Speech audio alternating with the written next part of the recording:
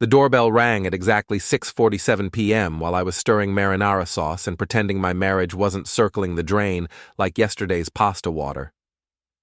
My name's Eric Harlan, and if you think being an IT security consultant prepares you for discovering your wife's affair, you're about as wrong as Rachel was when she thought I wouldn't notice her yoga classes that somehow required designer lingerie.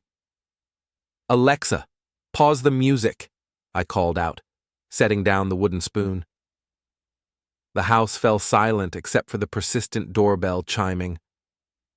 Rachel was upstairs, probably texting her friend about weekend plans that definitely didn't involve me. The stranger at my door looked like he'd rather be anywhere else.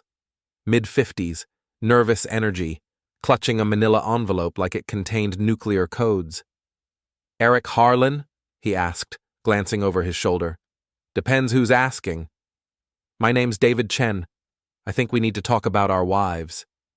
The bottom of my stomach dropped like an elevator with cut cables. "Come again?" He handed me the envelope. "I'm sorry, man, really sorry, but you deserve to know." Inside were photographs that made my marinara sauce suddenly taste like ash in my mouth. Rachel and some guy I didn't recognize, walking hand in hand into the Marriott downtown. The timestamps showed last Tuesday, the day she claimed to be at her sister's house helping with the kids. Hotel receipts, credit card statements, GPS tracking data from her phone that painted a picture clearer than a 4K television.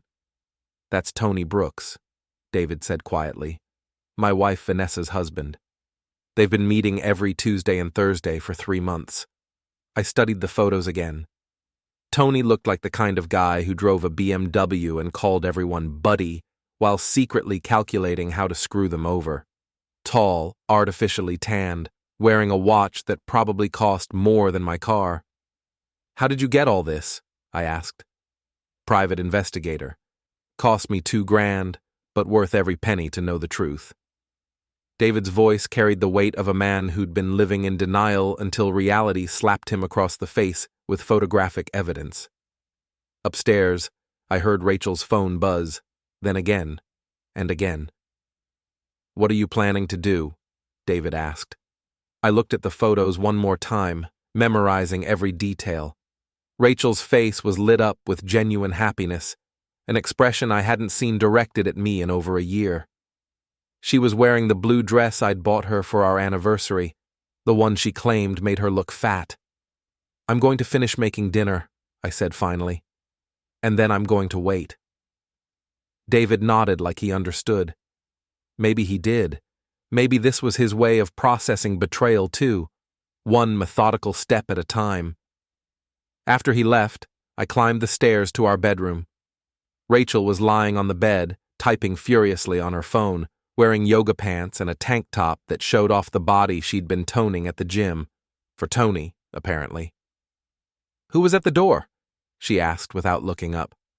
"Wrong address," I lied smoothly. "Hey, how was your sister's place yesterday?" "Fine, exhausting. The kids were being monsters." She didn't even blink. The lie rolled off her tongue like she'd been practicing. "That's too bad. Maybe next time you should take some help. Like a friend or something." Now she looked up. "What do you mean?" "Nothing. Just thinking out loud." I sat on the edge of the bed. "You've seemed happier lately, more energetic. It's nice to see." Rachel's cheeks flushed slightly. "I've just been taking better care of myself. You know, the gym, eating better, that mindfulness stuff." "Mindfulness, right." I stood up. "Dinner's almost ready, that chicken parmesan you like. Actually, I might be going out tonight. Jessica called about drinks." Jessica. Another lie. I'd seen Jessica at the grocery store yesterday, and she'd mentioned how she hadn't talked to Rachel in weeks. "Sounds fun. You should go. Live a little." Rachel's phone buzzed again. She grabbed it quickly, angling the screen away from me. "Everything okay?" "Just work stuff. You know how it is." I knew exactly how it was. I'd been installing security systems and tracking software for 15 years. I knew the telltale signs of someone trying to hide their digital footprints, the quickly hidden phone screens, the deleted browser histories, the new passwords on devices that used to be shared. "I'll keep dinner warm for you," I said. "Don't wait up. Might be a late night." As I headed back downstairs, Rachel's phone buzzed again and again. I counted 7 notifications in the span of 30 seconds. Either Jessica had developed a serious texting addiction, or my wife was coordinating something that required constant communication. I sat at the kitchen table, staring at the envelope David had given me. Part of me wanted to march back upstairs and throw the photos in Rachel's face, demand explanations, start screaming about betrayal and broken promises and the 8 years of marriage she was flushing down the toilet for some real estate developer with too much hair gel. But that would be the expected response. The emotional, predictable reaction of a betrayed husband who'd lost control of the situation. Instead, I opened my laptop and started researching Tony Brooks, real estate developer, just like David had said. Married to Vanessa Brooks for 12 years. 2 kids in private school, big house in the suburbs, member of the country club where Rachel had started playing tennis last month. I found his business website, his social media profiles, even his LinkedIn page where he bragged about building dreams and making connections. The guy was a walking cliché of midlife crisis masculinity. My phone rang. Rachel's voice drifted down from upstairs. "Hey, what time were you thinking?" "No, he's making dinner. He won't suspect anything." "I know, I can't wait either." The conversation lasted 10 minutes. When she came downstairs, she was dressed to kill in a black dress I'd never seen before and heels that added 3 inches to her height.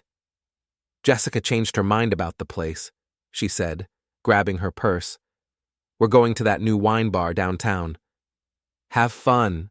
Drive safe." She kissed my cheek, a perfunctory gesture that felt like a business transaction. "Love you." "Love you too." The door closed behind her with a soft click. I waited exactly 3 minutes, then called David. "She just left," I said. "Probably heading to meet your boy Tony. Vanessa's at her book club until 9. They think they're so clever." "David, I need to ask you something. Are you planning to confront them?" Silence stretched between us like a taut wire ready to snap. "I've been married to Vanessa for 12 years, he said finally. "We have 2 kids, a mortgage, a life. I can't just blow it all up without thinking it through. What if we didn't have to blow anything up? What if we could control how this plays out? What are you thinking?" I looked around my kitchen, our kitchen, with its granite countertops and stainless steel appliances. The home we'd built together before Rachel decided she needed something more exciting than a husband who came home every night and actually gave a damn about their marriage. I'm thinking it's time to level the playing field. The next morning, Rachel was humming in the shower. Actually humming. I couldn't remember the last time I'd heard her make any sound that suggested happiness while getting ready for work. Usually mornings were a symphony of sighs and muttered complaints about traffic, meetings, and how tired she was. But today, she was humming some unfamiliar pop song, and when she came downstairs for coffee, her skin was glowing, and it was definitely a result of everything that had happened in our bedroom. "You seem chipper," I said, not looking up from my laptop. "Just feeling good. Sometimes you wake up and everything seems possible, you know?" I knew exactly what she meant. I was feeling the same way, just for completely different reasons. "Any plans for tonight?" I asked casually. "Probably just a quiet evening. Maybe catch up on some reading." She poured coffee into her travel mug, the one I'd bought her last Christmas with "World's Best Wife" printed on the side. The irony was so thick you could cut it with a knife.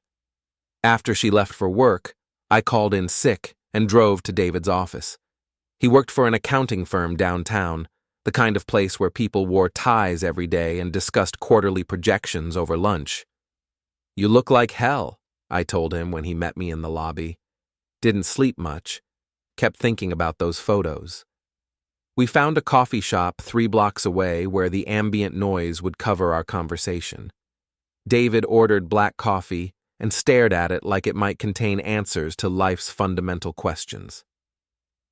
I did some research on your wife's boyfriend, I said.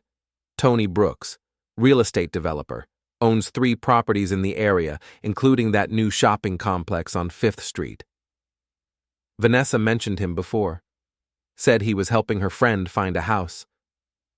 Helping her find something, all right. I pulled out my phone and showed David the photos I'd taken of Tony's social media profiles. Look at this guy.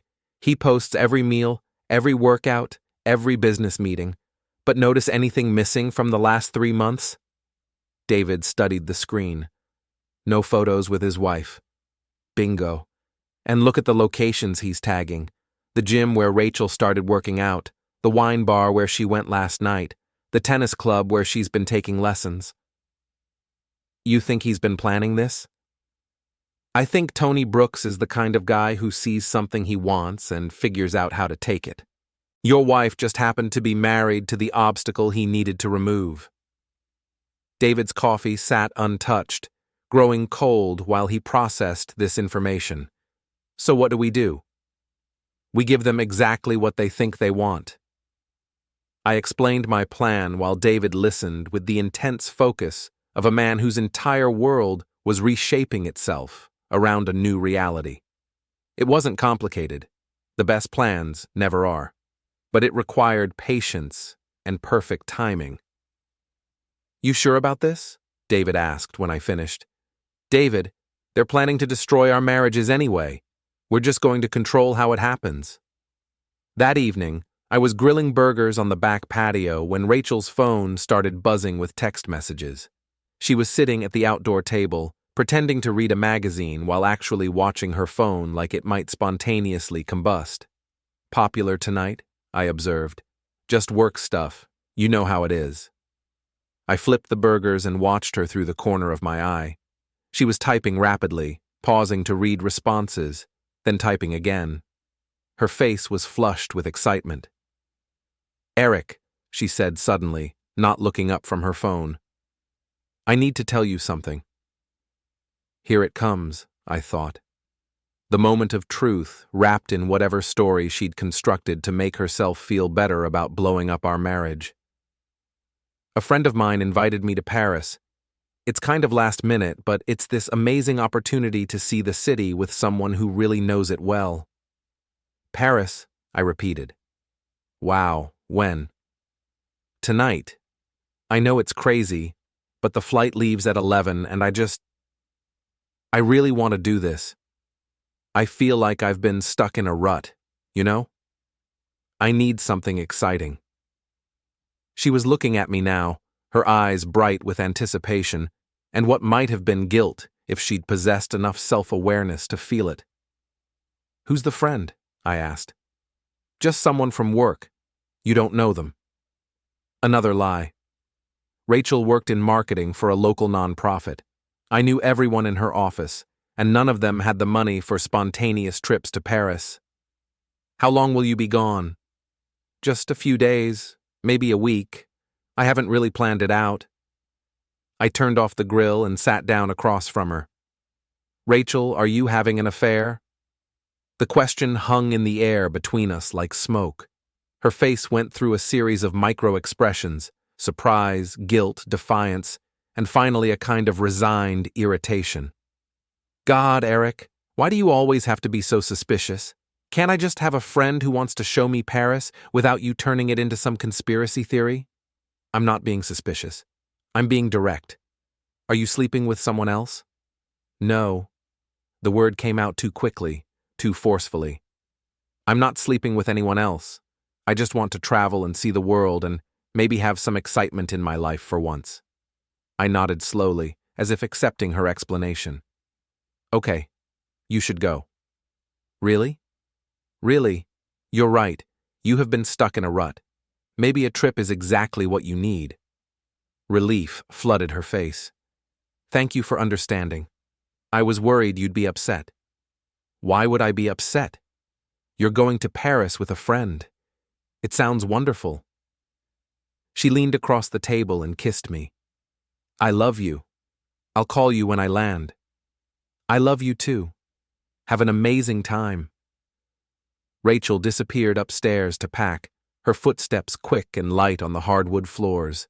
I could hear her moving around the bedroom, opening drawers, zipping suitcases. At 9:30, she came downstairs with a rolling bag and a purse large enough to smuggle a small person. She was wearing jeans and a sweater, but I could see the edge of something lacy peeking out from her suitcase. Lingerie I'd never seen before. "My ride's here," she said, glancing at her phone. Through the front window, I could see a black BMW idling in our driveway. Tony Brooks sat behind the wheel, wearing sunglasses even though the sun had set an hour ago. "Have a wonderful time in Paris," I said, giving her one last hug. "I will. I'll send you pictures." She wheeled her suitcase out to the car. Tony got out to help her with her bag, and I caught a glimpse of his face in the porch light. He looked exactly like his photos. Too much confidence, too much hair gel, too much everything. They drove away together, probably thinking they were so clever, probably imagining their romantic getaway while the stupid husband sat at home eating leftover burgers and feeling sorry for himself. Instead, I pulled out my phone and sent a text message. "Hi Vanessa, this is Eric Harlan. I think we need to talk, tonight." Then I sat back and waited for my marriage to officially end. Vanessa Brooks arrived at my house 43 minutes later, driving a silver Mercedes that probably cost more than I made in 6 months. She was exactly what I'd expected, polished, sharp-eyed, and carrying herself with the kind of controlled fury that comes from discovering your husband is a cheating piece of garbage. "You must be Eric," she said when I opened the door. "I'd say it's nice to meet you, but given the circumstances, come in. Can I get you coffee, wine, something stronger?" "Wine sounds perfect." I led her to the living room and poured 2 glasses of the Cabernet. Rachel had been saving for a special occasion. Apparently, her husband running off to fake Paris with my wife qualified. Vanessa was beautiful in that carefully maintained way of women who had both money and time to invest in their appearance. Mid-30s, blonde hair that had definitely seen the inside of an expensive salon, and clothes that whispered rather than shouted their price tags. "So," she said, settling into the leather chair Rachel usually claimed. "How long have you known?" "Since yesterday. A private investigator came to my door with photos. David Chen. I hired him 3 weeks ago." She took a sip of wine. "I've suspected something was going on for months, but Tony's always been good at covering his tracks. Until now." "What gave it away?" "He started working out again. Bought new clothes. Started using cologne that didn't smell like the cologne I bought him for Christmas." Her voice was matter-of-fact, like she was discussing the weather. "Plus, he's been getting text messages at all hours and taking phone calls in the garage." I showed her the photos David had given me. Vanessa studied them with the clinical detachment of a surgeon examining X-rays. "That's Rachel's car in the background," I said, pointing to a blue Honda Civic barely visible in one shot. "And that's Tony's watch, the one I bought him for our 10th anniversary." She set the photos down and reached for her wine. "They're not in Paris, are they?" "Probably some hotel downtown, maybe the same Marriott where they've been meeting." As if summoned by our conversation, my phone started buzzing. Rachel's name appeared on the screen, along with a photo of her laughing at some restaurant we'd visited for our anniversary 2 years ago. I declined the call. "Aren't you going to answer?" Vanessa asked. "Not yet. Let her wonder." The phone buzzed again. And again. By the time we'd finished our first glass of wine, Rachel had called 6 times and sent 4 text messages. "She's persistent," Vanessa observed. "She's panicking. Probably just realized that disappearing for a week without a solid cover story might have consequences." My phone rang again. This time I answered, putting it on speaker so Vanessa could hear. "Eric, thank God. I've been trying to call you for an hour. Sorry, I was busy. How's Paris?" A pause. "It's beautiful. Amazing. I wish you were here." "I'm sure you do. How's your friend? The one from work?" They're great. Really knowledgeable about the city." Vanessa raised an eyebrow at the pronoun slip. I held up a finger, signaling her to wait. That's wonderful, Rachel. I'm actually glad you called. I have some news. What kind of news? I met someone today. Vanessa Brooks. Lovely woman. We had a lot to talk about. The silence on the other end of the line stretched so long I thought the call had dropped. Rachel? You still there? Yes. I'm here. Who did you say? Vanessa Brooks. She came by the house this evening. Apparently her husband Tony has been spending a lot of time away from home lately. Tuesdays and Thursdays, specifically. Another long pause. In the background, I could hear Tony's voice asking what was wrong. Eric, I can explain. Explain what? You're in Paris with a friend from work, remember? Nothing to explain. Yes, right. I should go. The connection here is terrible. Enjoy the rest of your trip. Oh, and Rachel? Vanessa and I are planning to have dinner tomorrow night. Maybe we'll try that new wine bar downtown, the one you went to last week. I hung up before she could respond. That was cruel, Vanessa said, but she was smiling. That was just the opening act.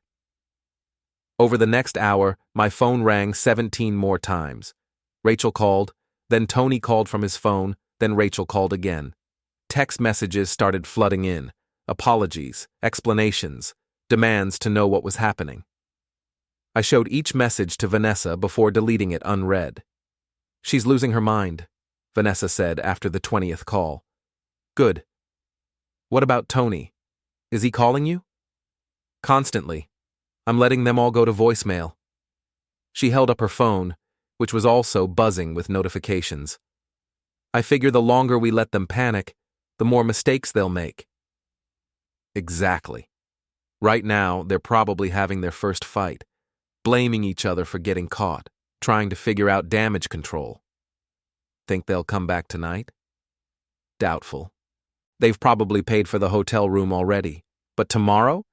Tomorrow they'll come back with some story about how this is all a misunderstanding. Vanessa finished her wine and set the glass down with a decisive clink. What's your plan, Eric? Complete and total destruction of their relationship. Financial ruin if possible. Public humiliation definitely. I like you already. We spent the next 2 hours planning their downfall with the methodical precision of military strategists. Vanessa had access to Tony's business accounts and knew about several questionable deals that might not survive scrutiny. I had 8 years of joint finances with Rachel and intimate knowledge of her professional weaknesses. The key, I said, is making sure they can't support each other when this all falls apart. Broke people don't have romantic getaways to Paris. Broke people don't have getaways anywhere, Vanessa agreed. By midnight, my phone had registered 26 missed calls and 34 text messages. Vanessa's phone was similarly overwhelmed. Should we listen to the voicemails? She asked. Not yet. Let them stew for another day. Tomorrow night we'll invite them over for a proper conversation. Vanessa smiled, and for the first time since she'd arrived, it reached her eyes. I think this is the beginning of a beautiful friendship. After she left, I sat in my living room, listening to the house settle around me. For the first time in months, maybe years, I felt like I was in control of my own life. My phone buzzed one more time. A text from Rachel. Please call me. I love you. I can explain everything. I turned off the phone and went to bed. The next evening, I sent a group text to 4 people. Rachel, Tony, Vanessa, and myself. Tomorrow night, 7 p.m., my house. All 4 of us. Time for the last adult conversation we'll ever have. Rachel called within 30 seconds. I let it go to voicemail. Tony called 5 minutes later. Also voicemail. Then Rachel again. Then Tony again. I was grilling salmon on the back patio when Vanessa arrived, carrying a bottle of wine and a manila folder thick enough to choke a horse. Legal documents? I asked. Financial records, bank statements, credit card bills. Tony's been very careless with his spending lately. She set the folder on the patio table. Expensive dinners, hotel rooms, jewelry purchases, all documented. Jewelry? A diamond bracelet last month. I never received it. I flipped the salmon and checked my watch. 6:45 p.m.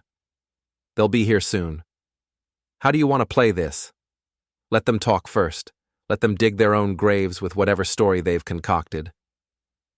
At exactly 7 o'clock, Tony's BMW pulled into my driveway. Through the front window, I could see them sitting in the car, having what looked like an intense conversation. Rachel's hands were moving animatedly, and Tony kept shaking his head. Finally, they got out and walked to the front door like condemned prisoners approaching the gallows. I let them ring the doorbell twice before answering. Rachel, Tony, come in. Rachel looked terrible.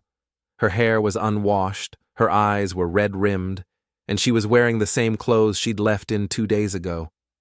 Tony looked better, but nervous, like a man who'd realized his clever plan had some serious flaws. Eric, we need to talk, Rachel started. We will, in the living room. Vanessa's already here. I led them to where Vanessa was sitting in the same chair she'd occupied the night before. She looked up from her wine glass with the expression of someone who'd been waiting for an entertaining show to begin. Hello, Tony, she said pleasantly. How was Paris? Tony's face went through several color changes before settling on an unhealthy shade of gray. Vanessa, I can explain. I'm sure you can. Please, sit down, both of you. Rachel and Tony perched on the edge of the couch like they might need to run at any moment. I took the chair opposite Vanessa, creating a triangle of tension that you could have cut with a chainsaw. So, I said conversationally, how was your trip? Eric, please, Rachel began. Let me explain what happened. I'm listening. She took a shaky breath. Tony and we met at the tennis club. We became friends, good friends. And when he mentioned he was going to Paris for business, I thought it would be nice to see the city with someone who knew it well. Business, Vanessa repeated. What kind of business, Tony?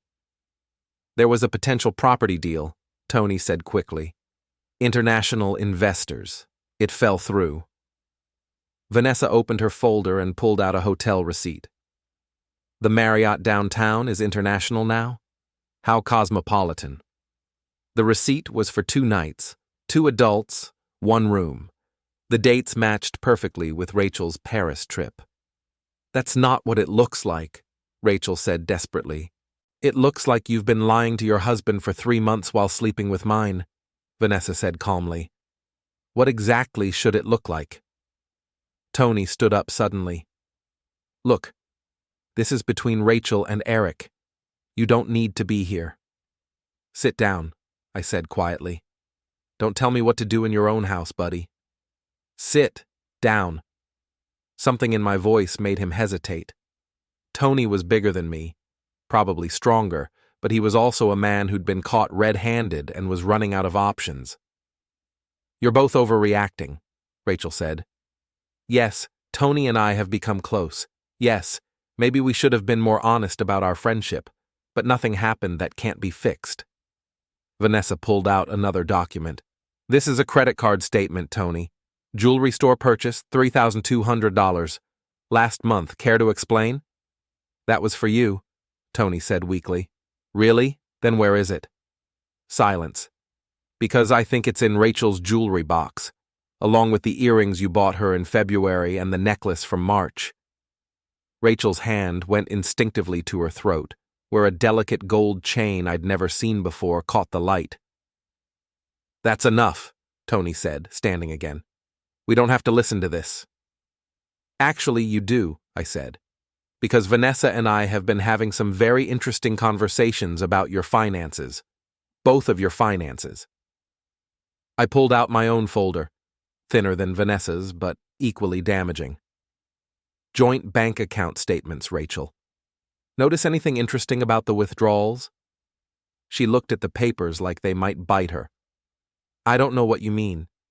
Cash withdrawals, always on Tuesdays and Thursdays, always $200, always from the ATM near the Marriott. I spread the statements across the coffee table. 3 months of receipts. Want to guess what they add up to? Rachel's face crumpled. Eric, please. 20,400, you've been funding your affair with our joint savings account. That's when Tony made his mistake. Maybe it was the stress, maybe it was the humiliation of being caught so thoroughly, but he stepped forward and jabbed his finger at my chest. You sanctimonious piece of shit, like you've never made a mistake in your life. Don't touch me, I said. Or what? Tony shoved me backward into my chair. You'll call the cops? Tell them your wife found someone who actually knows how to make her happy? I didn't fight back, didn't even stand up.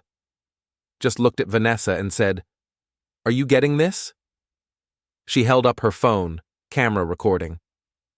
Every second. Tony realized what had happened and stepped back, but it was too late. He'd just committed assault on camera in front of witnesses while in the middle of a custody and divorce proceeding. You set me up, he said. You set yourself up. I just gave you enough rope. Rachel was crying now, mascara streaming down her cheeks in black rivers. This isn't how this was supposed to happen. How was it supposed to happen? Vanessa asked. You were going to keep lying until you decided to leave your husband's, or were you planning to keep both relationships going indefinitely? We love each other, Rachel said desperately. You love the excitement, I corrected. You love the sneaking around and the expensive dinners and the hotel rooms. You love feeling like you're getting away with something. That's not true. Then prove it. Tony, are you ready to leave Vanessa and marry Rachel tomorrow? Tony looked like a deer caught in headlights. It's complicated. It's not complicated, it's simple. Either you love her enough to give up everything for her, or you don't. The silence stretched between them like a chasm. Rachel looked at Tony expectantly, waiting for a declaration of love that wasn't coming. The kids, Tony said finally. My business. I can't just... There it is, Vanessa said softly. The truth. Rachel's face collapsed as the reality hit her. She'd blown up her marriage for a man who wasn't willing to do the same for her. I think we're done here, I said, standing up. Rachel, your things are packed. They're in the garage. You can't kick me out of my own house. Actually, I can. The house is in my name only. Wedding gift from my parents, remember? You have no legal claim to it. That's not fair. Fair? I laughed, and it came out harsher than I'd intended. You want to talk about fair?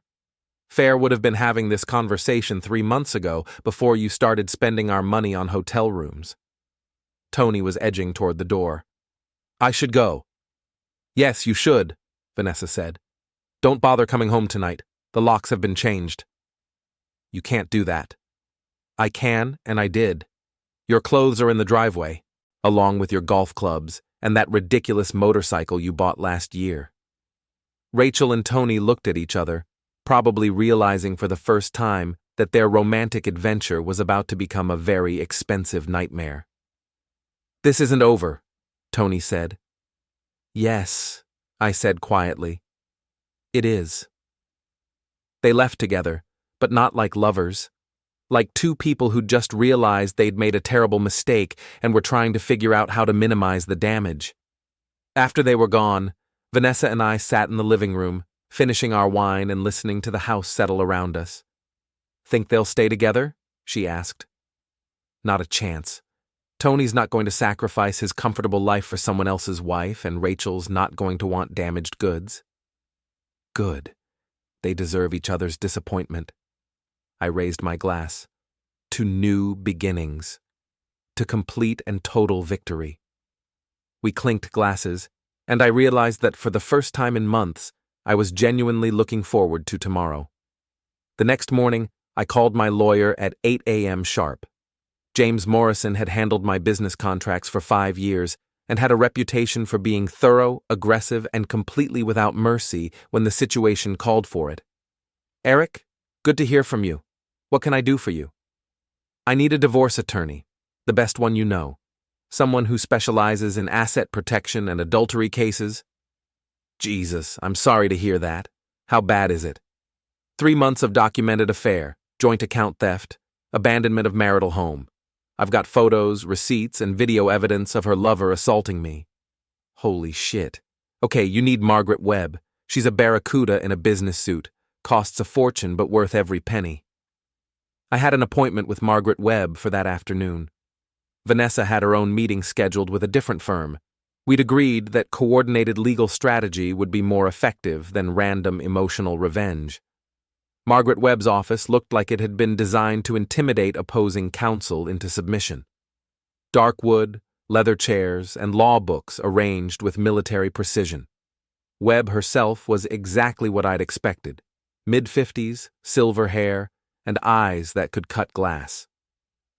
"Tell me everything," she said after we'd exchanged pleasantries. I laid out the whole story, complete with documentation. Webb listened without interruption, occasionally making notes on a legal pad. "This is a very strong case," she said when I finished. "Adultery, financial infidelity, abandonment.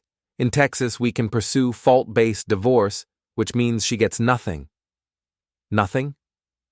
No alimony, no property settlement, no claim to your business assets. The house stays with you, the retirement accounts stay with you, everything stays with you. What about her? She gets to start over with whatever she can carry in a suitcase. I signed the retainer agreement and wrote a check for $10,000. Money well spent.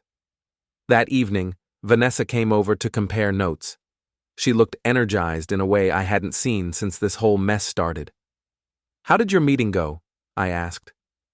"Beautifully. Tony's about to discover that prenups work both ways." She settled into what was becoming her usual chair. "My attorney found some very interesting clauses in our agreement. Such as? Adultery voids all financial protections. If he cheats, he loses everything. House, business, investments, even his precious BMW. Everything? Everything. Plus I get to keep the kids, which means child support for the next 8 years. We opened a bottle of champagne to celebrate. It felt appropriate. "There's more," Vanessa said. "My attorney did some digging into Tony's business dealings. Apparently he's been playing fast and loose with investor money. Nothing criminal, but definitely grounds for civil suits." "How fast and loose?" "Using client funds for personal expenses, like hotel rooms and jewelry for his girlfriend." The implications hit me like a freight train. He's been funding his affair with other people's money? Looks that way. My attorney's already filed complaints with the State Licensing Board and the Better Business Bureau. What does that mean for him? Professional ruin. No one will do business with him once word gets out. Plus, he'll have to pay back everything he misappropriated. I raised my champagne glass. To the power of thorough legal representation. To watching our cheating spouses destroy themselves. The next few days passed in a blur of legal paperwork and strategic planning. Webb filed for divorce on grounds of adultery and abandonment. Vanessa's attorney filed for divorce with breach of prenup. Both lawyers coordinated their discovery requests to maximize damage and minimize the possibility of hidden assets. Rachel tried calling several times, but I let everything go to voicemail. The messages started angry, progressed to pleading, and eventually became desperate. "Eric, please call me back. I know you're hurt, but we can work this out. I made a mistake, but it doesn't have to end our marriage. I'm staying at a hotel downtown, room 237. Please come see me. We need to talk. The lawyers are making this worse than it needs to be. We can handle this ourselves like adults. I love you. I know I screwed up, but I love you.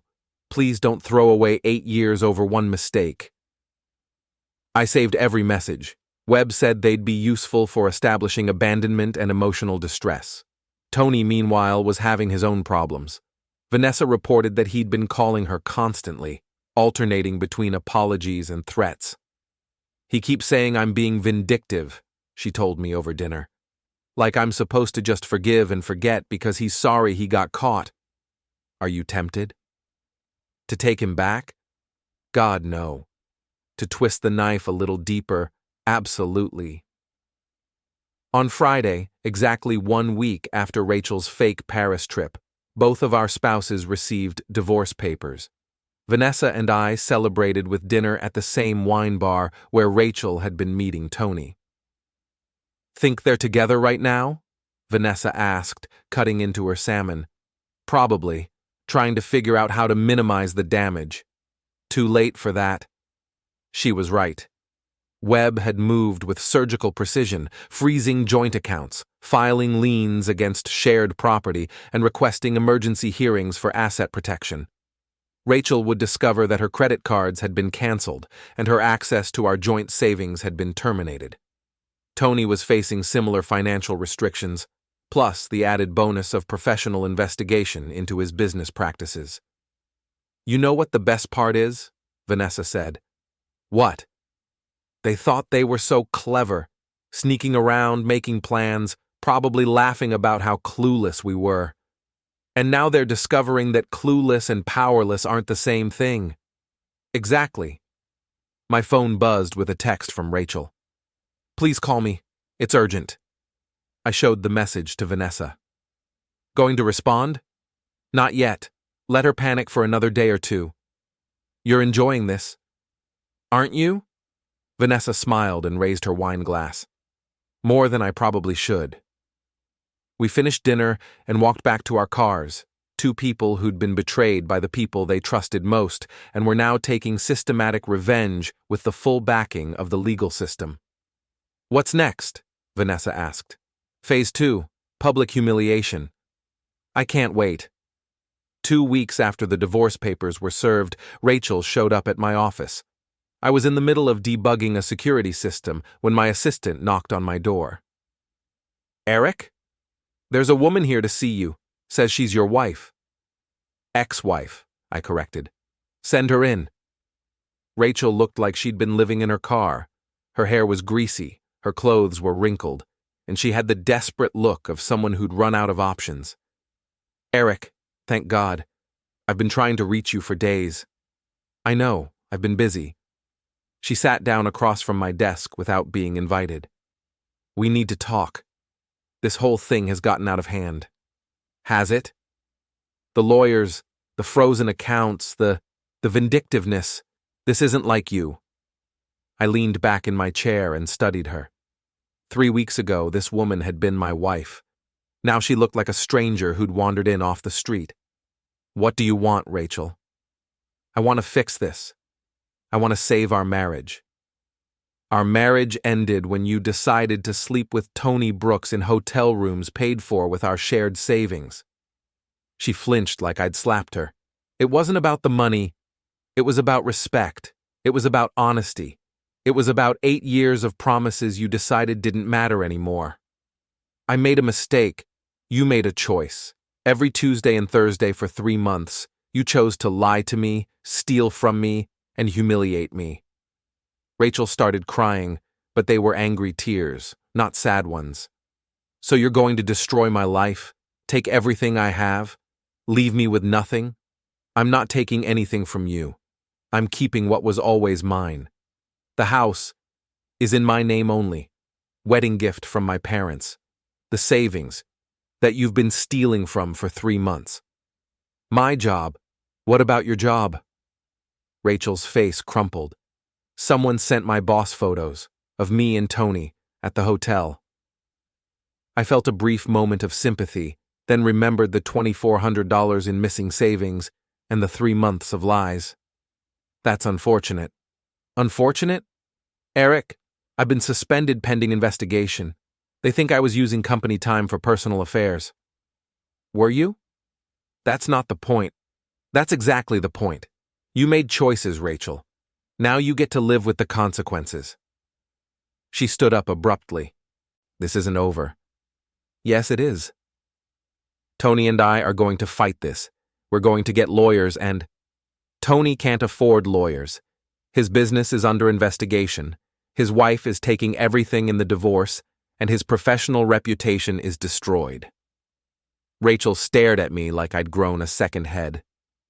"What are you talking about?" "You didn't know? Tony's been using client money to fund your affair. Hotel rooms, jewelry, dinners, all paid for with other people's investments." "That's not true." I turned my computer screen toward her and pulled up a local news website. The headline read, "Local real estate developer under investigation for financial misconduct." Rachel read the article in silence, her face growing paler with each paragraph. "He told me it was his money," she whispered. "Tony Brooks is a fraud and a thief, and you're the evidence of what he was stealing for." She sank back into the chair. "I didn't know. Would it have mattered if you did?"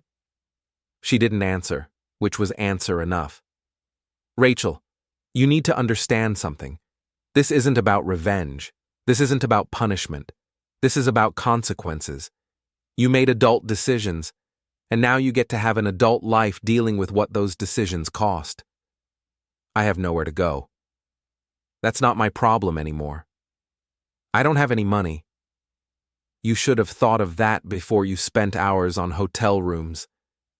She sat there for another minute, probably hoping I'd soften, offer her a place to stay or money to get back on her feet.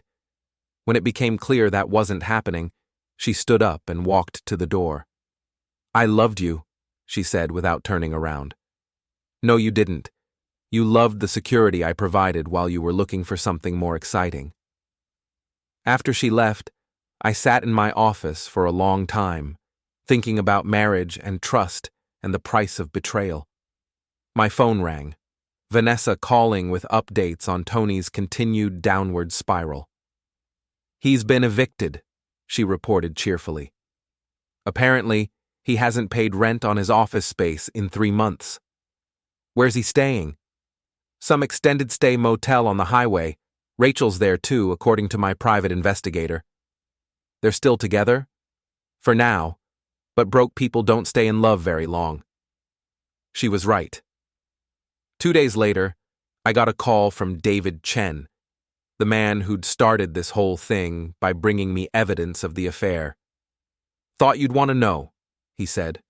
"I drove by that motel where they're staying. Saw Rachel in the parking lot with all her stuff in garbage bags. They broke up? Looks like it. She was crying, he was yelling, and she was loading everything into a taxi. Where's she going?" "No idea, but she looked like someone who'd run out of options." That evening, Vanessa and I met for dinner to celebrate the final collapse of our spouse's relationship. We'd become genuine friends over the past month, bonded by betrayal and united in our systematic destruction of the people who'd tried to destroy us. "Think we'll ever see them again?" Vanessa asked. "Doubtful. Rachel's probably moving back with her sister in Oklahoma. Tony's probably looking for a new city where no one knows about his professional problems. Good riddance." We finished dinner and walked out to the parking lot, where our cars were parked side by side. The evening air was crisp, and for the first time in months, I felt like I could breathe freely. "Eric," Vanessa said, "I want to thank you." "For what?" "For helping me handle this the right way, for not letting anger make us stupid. We made a good team." "We did." She got in her car and drove away, leaving me standing in the parking lot thinking about justice and revenge and the difference between the two. My phone buzzed with a text from an unknown number. "This is Rachel. I'm sorry for everything. I hope someday you can forgive me." I deleted the message without responding. Some things don't deserve forgiveness. Some people don't deserve second chances. And some mistakes are so profound, so destructive, that the only appropriate response is to let the person who made them live with the consequences forever. I drove home to my house, and poured myself a glass of wine from the bottle Rachel had been saving for a special occasion. This seemed special enough,